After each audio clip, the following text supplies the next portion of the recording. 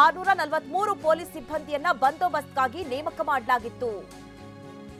ಅವತ್ತಿನ ದಿನ ಒಂದ್ ಕಡೆ ವಿಧಾನಸೌಧದಲ್ಲಿ ವೇದಿಕೆ ಕಾರ್ಯಕ್ರಮ, ಇನ್ನೊಂದು ಭಾಗದಲ್ಲಿ ಚಿನ್ನಸ್ವಾಮಿ ಕ್ರೀಡಾಂಗಣದಲ್ಲಿ ವಿಶೇಷ ಕಾರ್ಯಕ್ರಮದ ಆಯೋಜನೆ. ಹೀಗಾಗಿ 1643 ಪೊಲೀಸರನ್ನ ಈ ಸಂದರ್ಭದಲ್ಲಿ ಭದ್ರತೆಗಾಗಿಯೇ ನಿಯೋಜನೆ ಮಾಡಲಾಗಿತ್ತು. ವಾಟರ್ ಟ್ಯಾಂಕರ್, ಕೆಎಸ್ಆರ್ಪಿ ತುಕಡಿ ಸೇರಿದಂತೆ ಹಲವು ವ್ಯವಸ್ಥೆಗಳನ್ನ ಮಾಡಲಾಗಿತ್ತು. ಅವತ್ತಿನ ವ್ಯವಸ್ಥೆಯ ಬಗ್ಗೆ ನ್ಯಾಯಾಧೀಶರ ಮುಂದೆ ಸರ್ಕಾರದ ಪರ ವಕೀಲರು ಏನೆಲ್ಲ ವ್ಯವಸ್ಥೆಗಳಾಗಿತ್ತು ಆ ಬಗ್ಗೆ ಮಾಹಿತಿಯನ್ನ ನೀಡ್ತಾ ಇದ್ದಾರೆ. 1643 ಪೊಲೀಸ್ ಸಿಬ್ಬಂದಿಗಳನ್ನ ಅವತ್ತು ನೇಮಕ ಮಾಡಲಾಗಿತ್ತು. ಐಪಿಎಲ್ ಮ್ಯಾಚ್ಗೆ 789 ಸಿಬ್ಬಂದಿ, ನೋಡಿ 1600 ಪೊಲೀಸ್ ಸಿಬ್ಬಂದಿಯನ್ನ ಆ ಸಂದರ್ಭದಲ್ಲಿ ನೇಮಿಸಲಾಗಿತ್ತು. ನಿನ್ನೆ ಏನು ದುರ್ಘಟನೆ ಆಯಿತು, ಆ ಸಂದರ್ಭದಲ್ಲಿ ಪೊಲೀಸರಿದ್ರು. 56 ಜನರು ಈ ಘಟನೆಯಲ್ಲಿ ಗಾಯಗೊಂಡಿದ್ರು.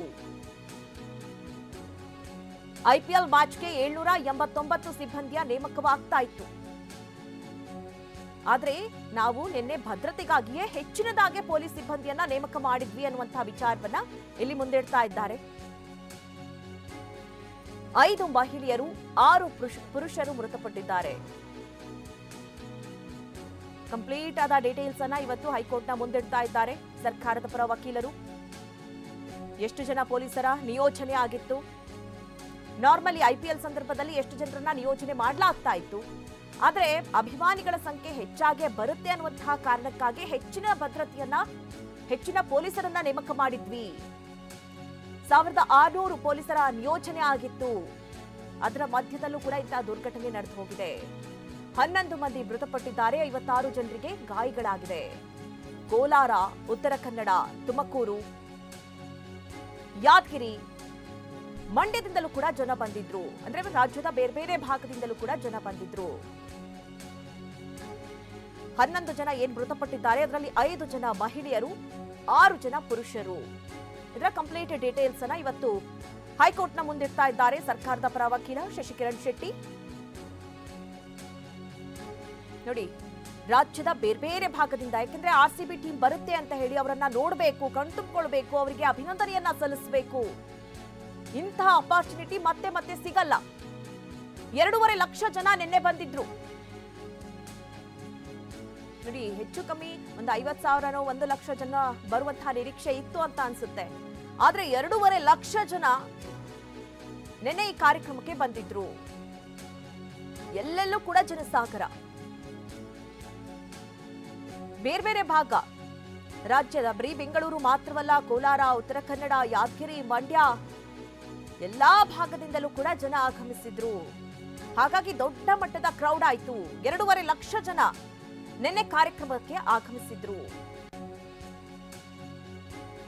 ಇಂತಹ ಘಟನೆ ತಡೆಗೆ ಎಸ್ಒಪಿ ಇರಬೇಕಲ್ವೇ? ಸರ್ಕಾರಕ್ಕೆ ನ್ಯಾಯಮೂರ್ತಿ ವಿ ಕಾಮೇಶ್ವರ್ ರಾವ್ ಪ್ರಶ್ನೆ ಮಾಡಿದ್ದಾರೆ. ವೈದ್ಯಕೀಯ ಸಿಬ್ಬಂದಿ ಸಿದ್ಧತೆ ಇದೆಲ್ಲ ಇರಬೇಕಲ್ವಾ?